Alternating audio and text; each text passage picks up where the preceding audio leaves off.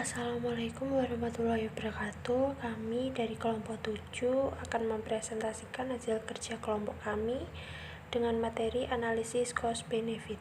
Sebelumnya kami akan memperkenalkan anggota kelompok kami. Yang pertama Dia Lira Anggraini, yang kedua Devi Rahmawati, yang ketiga Nurul Fatimah, yang keempat Muhafrida Reza Pradana, yang kelima Natasha Sabila. Selanjutnya kami akan mempresentasikan materi kami sebagai berikut.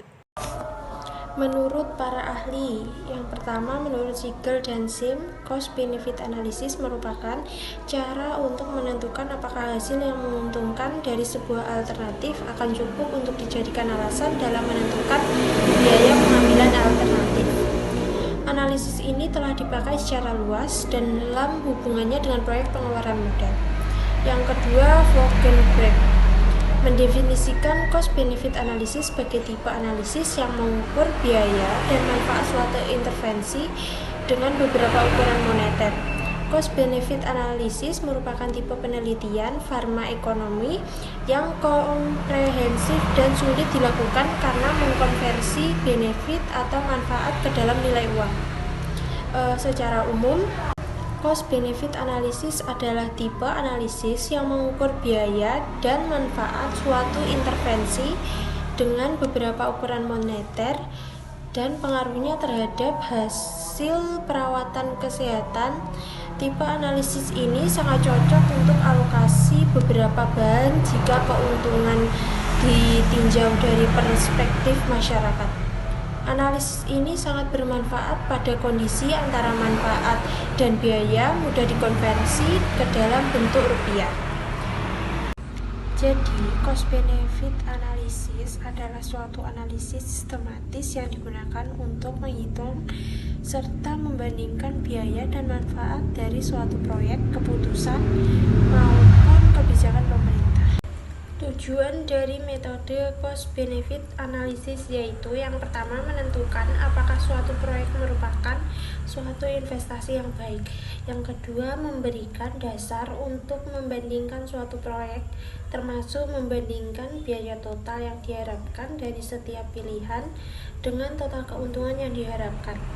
Untuk mengetahui apakah keuntungan melampaui biaya serta berapa banyak. Yang ketiga, untuk mengetahui besaran keuntungan atau kerugian serta kelayakan suatu proyek, analisis ini memperhitungkan biaya serta manfaat yang akan diperoleh dari pelaksanaan program. Perhitungan manfaat dan biaya merupakan satu kesatuan yang tidak bisa dipisahkan.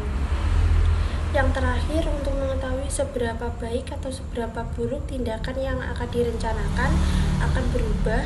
Analisis ini sering digunakan oleh pemerintah dan organisasi lainnya seperti perusahaan swasta untuk mengevaluasi kelayakan dari kebijakan yang diberikan.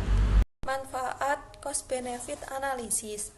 Berikut adalah berbagai keuntungan atau manfaat dari penggunaan metode ini. 1.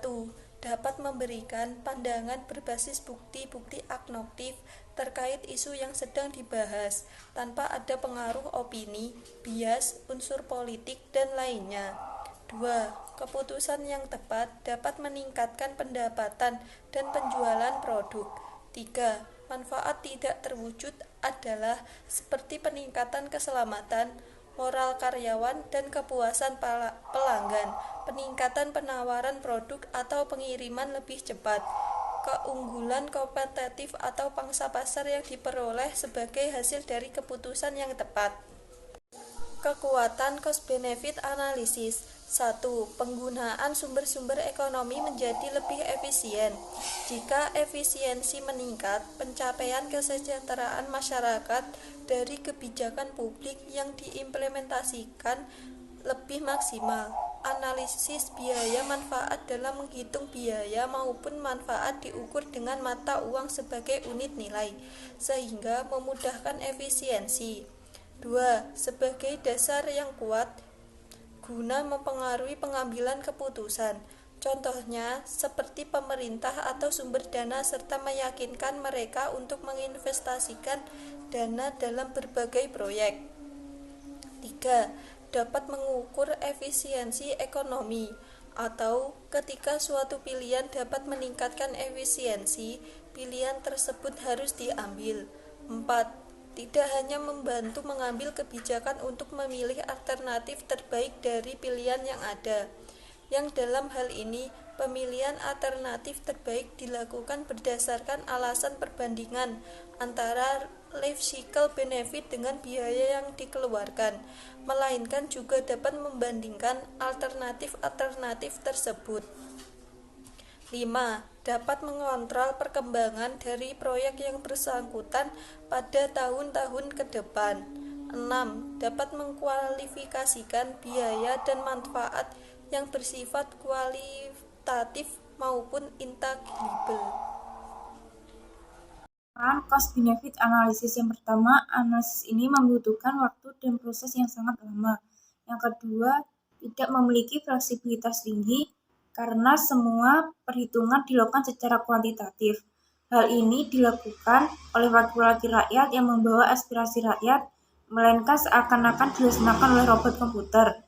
Yang ketiga, tidak dapat mengukur aspek multidimensional seperti keberlangsungan, etika, partisipasi publik dalam pembuatan keputusan dan nilai-nilai sosial yang lain. Yang keempat, CBA juga lebih berfungsi memberikan informasi kepada pengambil keputusan, tapi tidak dapat sendirinya membuat keputusan.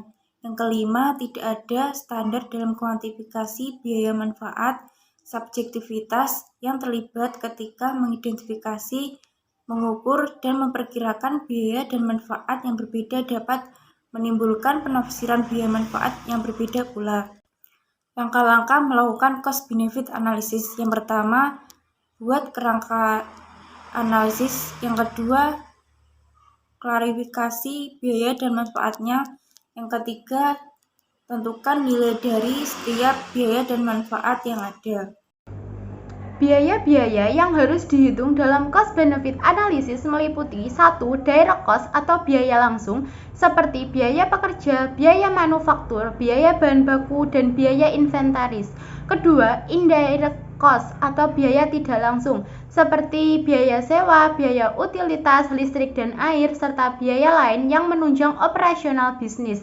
Ketiga, intangible cost atau biaya tidak teraba. Biaya yang cukup sulit ditentukan seperti turunnya kepuasan konsumen setelah penerapan program layanan baru yang menyebabkan pengurangan jumlah pelanggan. Opportunity cost atau biaya peluang. Jumlah keuntungan yang didapatkan dari satu strategi bisnis dibandingkan dengan strategi lainnya. Sementara manfaat yang harus dihitung dalam cost benefit analysis adalah 1. Direct benefit atau manfaat langsung, peningkatan pendapatan dan penjualan dari produk yang dibuat. Kedua, indirect benefit atau manfaat tidak langsung, peningkatan minat konsumen pada brand. Ketiga, intangible benefit atau manfaat tidak teraba, moral karyawan yang semakin membaik karena keuntungan perusahaan meningkat. Keempat, competitive benefit atau manfaat kompetitif, contohnya menjadi pionir dalam industri yang ditekuni. Langkah-langkah pengukuran yang harus dilakukan dalam CBA adalah sebagai berikut. 1. Identifikasi alternatif dan intervensi yang akan dianalisis. Intervensi yang dipilih untuk dilakukan analisis dapat lebih dari 2. Semakin banyak intervensi yang akan dianalisis, semakin baik hasilnya karena akan memberikan pilihan yang bervariasi dan analisis yang lebih lengkap. Definisi operasional dari masing-masing alternatif atau intervensi harus dijabarkan agar tampak perbedaan dari masing-masing intervensi yang akan dianalisis. Kedua, identifikasi biaya dari masing-masing alternatif atau intervensi. Dalam melakukan identifikasi biaya, terlebih dahulu dilakukan pengklasifikasian komponen-komponen seluruh biaya dari masing-masing alternatif. Semua komponen biaya harus teridentifikasikan baik yang bersumber dari anggaran proyek maupun dari anggaran lainnya. Klasifikasi biaya bisa dilakukan menurut beberapa cara lain meliputi biaya investasi, biaya operasional, dan biaya pemeliharaan, biaya resiko kehilangan dan kerusakan. Menghitung total biaya dari masing-masing alternatif atau intervensi.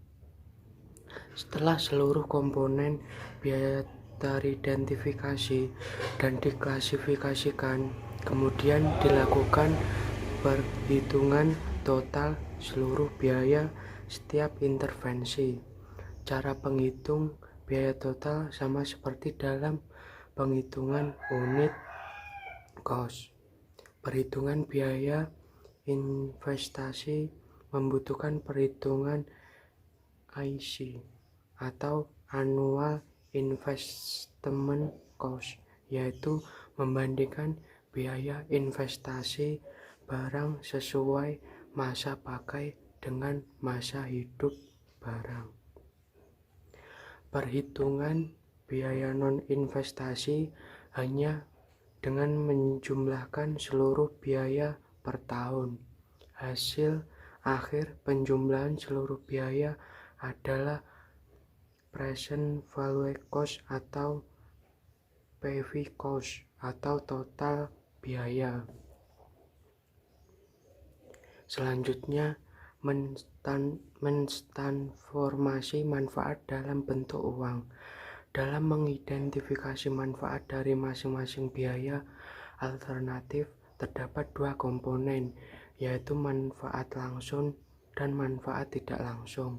Menghitung total benefit mentransformasikan manfaat dalam bentuk uang untuk manfaat langsung. Kita dapat menghitung dengan menguangkan biaya keuntungan. Sedangkan manfaat tidak langsung dapat menguangkan biaya akibat kerugian yang ditimbulkan. Hasil dari tahap ini adalah jumlah dari benefit langsung dan tidak langsung yang berupa PV benefit atau present value benefit. Menghitung rasio benefit atau discounting. Penjumlahan antara benefit langsung dan tidak langsung dari masing-masing alternatif atau intervensi dengan mengkonversikan dalam bentuk uang. Dalam menghitung manfaat tentunya harus mempertimbangkan discounting rate bila manfaat akan diperoleh untuk menghitung discount faktor.